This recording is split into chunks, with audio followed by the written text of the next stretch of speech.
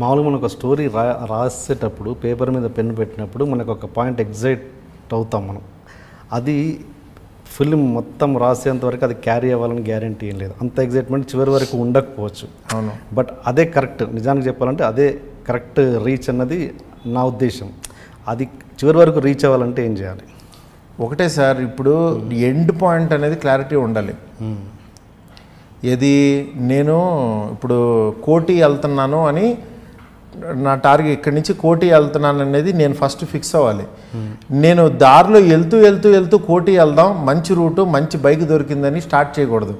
నువ్వు ఎట్నుంచో సందులోంచి ఎటో వెళ్ళిపోయి కోటికి వెళ్ళావు. అప్పుడు ఫస్ట్ అసలు నేను ఒక కథ స్టార్ట్ చేసేటప్పుడు ఒక మతిమరుపోడు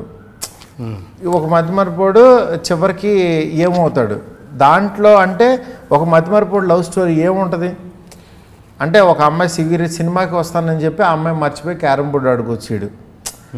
ఫస్ట్ క్యారమ్ సీనే అనుకున్నాను నేను. ఓకే. దాంట్లో కూడా అంతే, క్యారమ్ సీనే. ప్రేమ కథ చిత్రంలో కూడా దెయ్యం పట్టిన తర్వాత వాళ్ళు క్యారమ్స్ ఆడుతూ ఉన్నప్పుడు పట్టుకుంటుంటే కొడుతుంది, సప్తగిరి గారు పరిగెత్తుకుంటూ వచ్చాడు. అందుకని దాంట్లో కూడా క్యారమ్ సీనే పెట్టుకున్నాను నేను. అట్లా ఏంటంటే ఆ సీన్కి ఎగ్జైట్ అవుతా. దీని నుంచి ఇంకా ఎక్స్టెన్షన్ ఎంత చేయొచ్చు అని అనుకుంటా మామూలుగా. ఇది రాసేటప్పుడు ఏంటంటే నేను మ్యాక్సిమము దాంట్లో ఎంత ఫన్ జనరేట్ చేయొచ్చు, ఏ పాయింట్లో ఏడిపించవచ్చు. సినిమా అనేది ఒక ఎమోషను. ఇప్పుడు ఒక మతిమరుపోడికి బాధ ఏంటి, మీరు సినిమా ఎంత చేసినా సరే దాంట్లో ఒక్క డైలాగు సినిమా నిలబెడుతుంది. అమ్మ దీనికి ప్రాబ్లం అయితే ఇదేం చేసిందమ్మా అంటాడు మదర్తో. అంటే హీరో అన్నవాడు ఎంత డీప్గా లవ్ చేశాడు అంటే పాపం ఇంత లోపం ఉంటే ఆడు ప్రేమించడానికి పనికిరాడా అనేది చాలామందికి మన సొసైటీలో ఏంటంటే లోపాలు ఉన్నవాళ్ళు చాలామంది ఉంటారు. అందరికీ అన్నీ కరెక్ట్గా ఉండవు. ఒకటికి ముక్కు బాగోదు, ఇంకోటికి ఇది ఉంటుంది, ఇంకోటికి నల్లగా ఉంటాడు. ఇలా లోపం అనేది మన నిజ జీవితంలో ఉండే ఇదనమాట. ఇది అందరిలోనూ ఉంటుంది. అందుకని ఇది ఎక్కువ మంది కనెక్ట్ అవ్వడానికి ఉంటుంది. మతిమరుపు అనేది ప్రతి మనిషికి సహజం. మనం మర్చిపోయి అవి పెద్ద ఇన్సిడెంట్లు అయిన సందర్భాలు వేరే ఉంటాయి.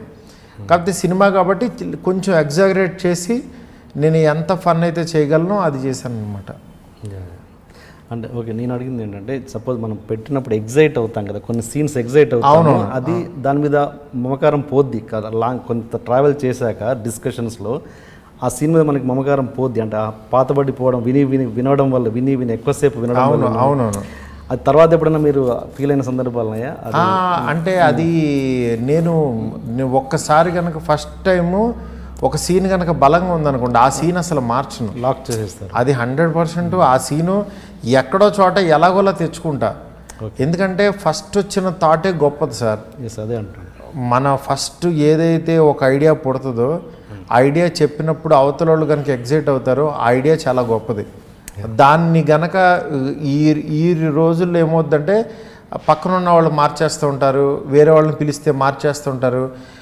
ఫస్ట్ టైం ఉన్న ఎగ్జైట్మెంట్ స్లోగా డైల్యూట్ అయిపోయి అది ఇదైపోతూ ఉంటుంది. అందువల్ల ఫస్ట్ నువ్వు ఎంత వర్క్ చేయగలవో నువ్వు ఓన్గా వర్క్ చేసేయాలి. నీకు ఐడియా రాగానే ఫస్ట్ ఏం చేస్తారంటే రైటర్స్ని కూర్చోబెట్టేసుకుని మామూలుగా కొంతమంది డిస్కషన్ స్టార్ట్ చేసేస్తారు. అంటే ఐడియా పలచబడిపోతూ ఉంటుంది, నీ బ్రెయిన్లోంచి పుట్టట్లా, 10 మంది బ్రెయిన్లోంచి నువ్వు ఏరుకుంటున్నావు. అప్పుడు ఏంటంటే దానికి తెలియని ఒక ఇది రాదు. అంటే నీ యాటిట్యూడ్. ఇప్పుడు ఒక డైరెక్టర్కి ఎక్కడ పేరు వస్తూ ఉంటుంది, ఒక రామ్ గోపాల్ వర్మ గారు ఆయనది ఒక స్టైలు, ఇట్లా సుకుమార్ గారిది ఒక స్టైలు, ఇట్లా పర్టికులర్ త్రివిక్రమ్ గారిది ఒక స్టైలు, ఇట్లా ఒక్కొక్కరిది ఒక్కో స్టైల్ ఎందుకు వస్తుందంటే వాళ్ళ లోపల నుంచి వాళ్ళు పుట్టి రాసుకుంటున్నారు. పూరి గారిది పుట్టి రాసుకుని దాంతో మదనపడి రైటర్లు అన్నవాళ్ళు ఏంటంటే మీరు ఎప్పుడు కావాలంటే అప్పుడు మీరు చెప్పి దాంట్లో ఏమైనా తప్పు జరిగితే కనుక వాళ్ళు కరెక్ట్ చేయడానికి కానీ అట్లా కొంత దూరం యూస్ చేసుకుంటూ వెళ్ళచ్చు. అందుకని ఫస్ట్ ఐడియాని ఎప్పుడు కూడా దాన్ని గౌరవించాలి. ఇంట్రొడక్షన్ కొంచెం హెవీగా ప్లాన్ చేశాం. అసలు ఏంటి అన్యాయం, ఏంటి దౌర్జన్యం? 3 రోజుల నుంచి మోసం ఉన్నట్టున్నాయి మొక్కలు. ఎవర్రా మీరు? జూనియర్ ఆర్టిస్ట్ ఉన్నది కూడా లేదు కదా, ఎక్కడ పట్టాడు రా బాబు వీడిని? I love you. పోతారా రే, నాశనం అయిపోతారు. జిమ్మి అన్నారేది? ఇదే సార్ జిమ్మి. అవులే ఆన్లైన్ అవుపిస్తున్నా నీకు. Hey where are the couple, I want to shoot. ముందు కలర్ తెలెట్టుకుని మా కండిషన్ చూడరా Kaabil.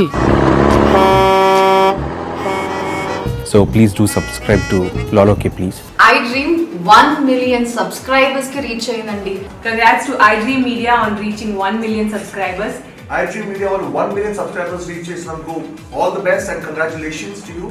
Congrats, iDream. Keep up the good work and continue to entertain.